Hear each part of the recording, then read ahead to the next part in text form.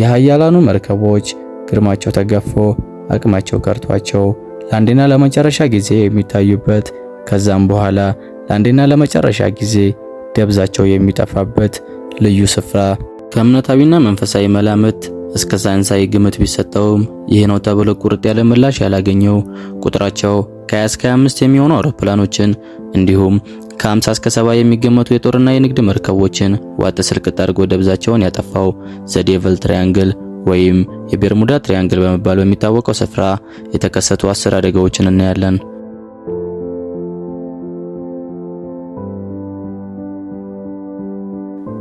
ከዛ በፊት ለቻናላችን አዲስ ከሆኑ ላይክ፣ ሼር እና ሰብስክራይብ በማድረግ ቤተሰብ ይሁኑን።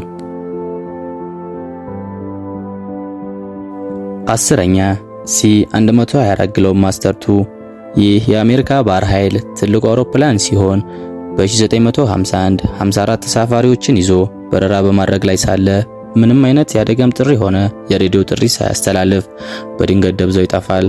ከዚህ ክስተት በኋላ የአሜሪካ ባህር ኃይል ትልቅ ፍለጋ ቢያደርግም ምንም አይነት ፍንጭ ባለማግኘቱ ፍለጋው እንዲቆም ተደርጓል።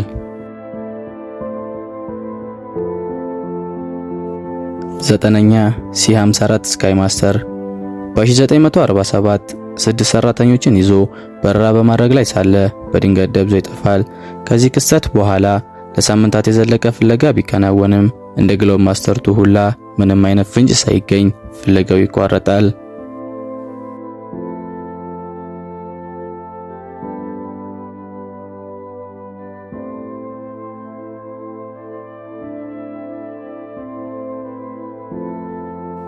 ስምንተኛ የበረራ ቁጥር 441 ንብረትነቱ የዩኤስኤ ባህር ኃይል የሆነው ይህ አውሮፕላን 42 ሰዎችን ጭኖ በመብረር ላይ ሳለ ካፒቴኑ በሬዲዮ ሞገድ በኩል በትክክለኛው መንገድ እየበረርን ነው፣ እንዲሁም ሁሉም ነገር ሰላም ነው ሲል ተደመጠ። ነገር ግን ከጥቂት ደቂቃዎች ቆይታ በኋላ የዚህ አውሮፕላን ደብዛ ጠፋ። ይህም የአውሮፕላኑን አደጋ ከሌሎች በተለየ ሚስጥራዊና ውስብስብ እንዲሆን አድርጎታል።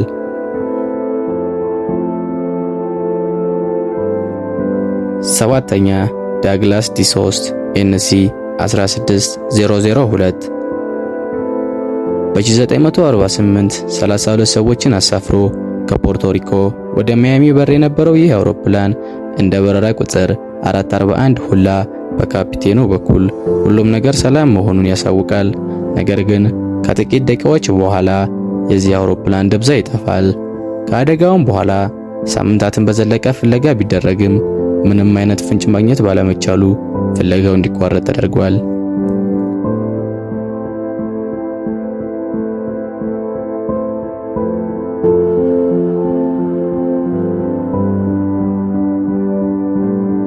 ስድስተኛ ስታር ኤሪየል በ1949 የብሪቴን አየር መንገድ ንብረት የነበረውና 20 መንገደኞችን አሳፍሮ የነበረው አውሮፕላን ካፒቴን በሬዲዮ አማካኝነት ሁሉም ነገር ጥሩ እንደነበረ ከገለጸ ከደቂቃዎች በኋላ ደብዛው ጠፍቷል።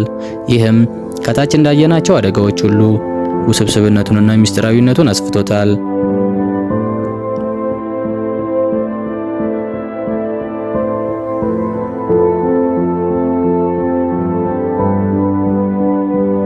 አምስተኛ ስታር ታይገር በ1948 ንብረትነቱ የብሪቴን አየር መንገድ የነበረውና በውስጡም 31 መንገደኞችን አሳፍሮ የያዘው አውሮፕላን ምንም አይነት የአደጋ ጥሪ ሳያስተላልፍ በድንገት ደብዛው ይጠፋል።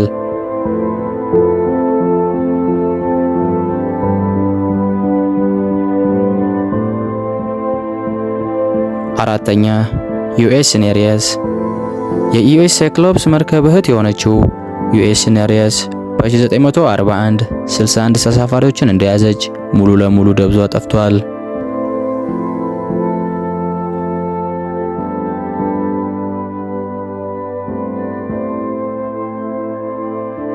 ሶስተኛ ዩኤስ ፕሮቲየስ ሌላኛዋ የዩኤስ ሳይክሎፕስ እህት መርከብ የሆነችው ዩኤስ ፕሮቲየስ 58 ተሳፋሪዎችን እንደያዘች ሙሉ ለሙሉ ደብዟ ጠፍቷል።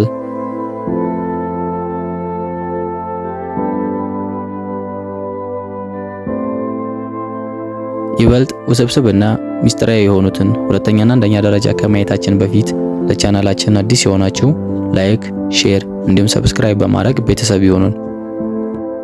ሁለተኛ ዩኤስ ሳይክሎፕስ ንብረትነቷ ዩኤስ የባህር ኃይል የሆነችው ግዙፍ የጭነት መርከብ በ1918 309 ሰፋሪዎችን ይዛ በዚሁ መርከብና አውሮፕላን አይቶ ማለፍ በማይሆንለት የቤርሙዳ ትሪያንግል የውሃ ሽታ ሆና ቀርታለች።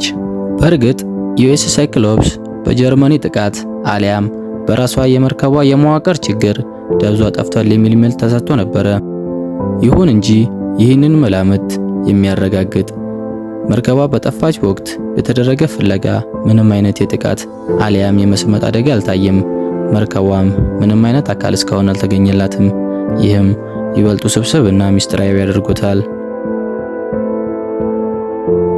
አንደኛ ፍላይት 19 በታህሳስ 5 1945 5 የባህር ኃይል ቶርቼድ ቦምብ ጣይ አውሮፕላኖች የስልጠና በረራ ላይ ነበሩ። ነገር ግን በድንገት ካፒቴኖቻቸው እንዲህ የሚል መልእክት ያሰማሉ። የት እንደሆነን አናቅም፣ ሁሉም ነገር እንግዳ ይመስላል በማለት ለመጨረሻ ጊዜ ድምጻቸው ተሰማ። ከጥቂት ደቂቃዎች ቆይታ በኋላ የአውሮፕላኖቹ ደብዛ ሙሉ ለሙሉ ይጠፋል። ይህን ያዩት የወቅቱ የባህር ኃይል እነሱን ለማዳን 13 ሰው ያሳፈረ አውሮፕላን ወደ ቦታው እንዲያቀና ቢያደርጉም የተላከውም አውሮፕላን እምጥ ይግባ ስምጥ ሳይታወቅ ደብዛው ይጠፋል።